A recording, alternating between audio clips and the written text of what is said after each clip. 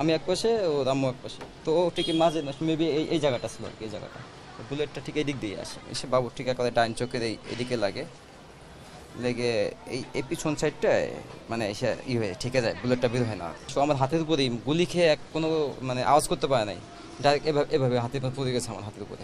গ্রামের বাড়িতে আহাতকে চিরঘুমে রেখে ওই ঘরে ফিরেছেন বাবা আবুল হাসনাত শান্ত।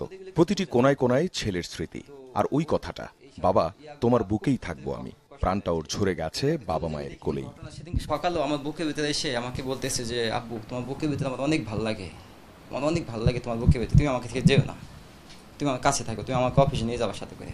এভাবে আমার কাছে খুব আবেগ ঘনপ্রবণ এভাবে বলতেছে। আসলে তো জানি না যে এটাই হয়তো শেষ বলা, বুকে বাবার বুকে শেষ স্মৃতিটুকু এভাবে ছিল। নারায়ণগঞ্জের ছোট্ট শিশু রিয়া গোপের বয়স হয়েছিল সবে 6। খেলছিল বাড়ির ছাদে। গোলাগুলি শুরু হলে তাকে কোলে নেন বাবা। হঠাৎ একটি বুলেট মৃত্যুদূত হয়ে এসে লাগে রিয়ার মাথায়।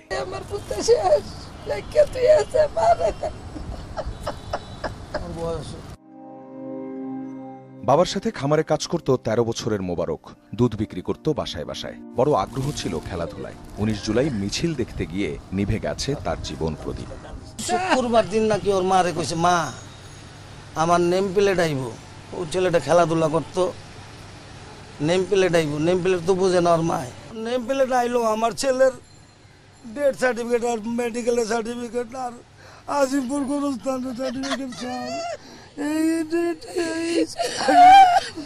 আল্লাহ সার্টিফিকেট আইছে, আমার পোলার নেম প্লেট আইছে। টিয়ার শেলের ধোঁয়া ঘরে আসছিল, তা ঠেকাতে জানালা বন্ধ করতে যায় 11 বছরের সামির। তখনই একটি গুলি এসে বিদ্ধ করে তাকে। ঘরেই মৃত্যুর কোলে ঢলে পড়ে 5ম শ্রেণী পড়ুয়া শিশুটি। 20 জুলাই বিকেল টিয়ার শেলের গ্যাসে রাজধানীর চিটাগাং রোড এলাকা ধোঁয়াচ্ছন্ন।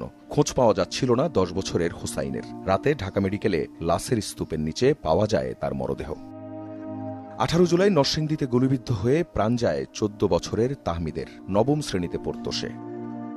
16 বছরের নাইমা উত্তরার বাসার বারান্দায় উদ্বিগ্ন মায়ের সাথে দাঁড়িয়ে দেখছিল কি হচ্ছে বাইরে। কিছু বুঝে ওঠার আগেই গুলি এসে লাগে তার গায়ে। সাথে সাথেই মৃত্যুর কোলে ঢলে পড়ে 10ম শ্রেণীর ছাত্রী নাইমা।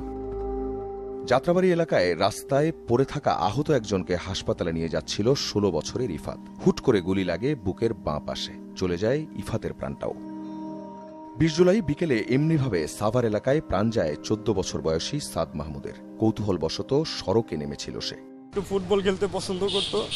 তখন আমি ওরে বলছি যে ভাই তুই কোথাও যাইস না, আমি আইসা তোরে বোট কেনার টাকা দিব, তুই কোথাও যাবি না। আমি ফিরে আইসা আমি আমার ভাইটাকে আর পাই নাই ভাই। আমার ভাইকে আমি পাইলাম লাস্ট আপনার গ্রিন লাইফ হাসপাতালের আইসিইউর বেডে ভাই। আমি আর আমার ভাইটাকে ফিরে পাই নাই ভাই। সহিংসতায় গুলিবিদ্ধ আর প্রাণ যাওয়াদের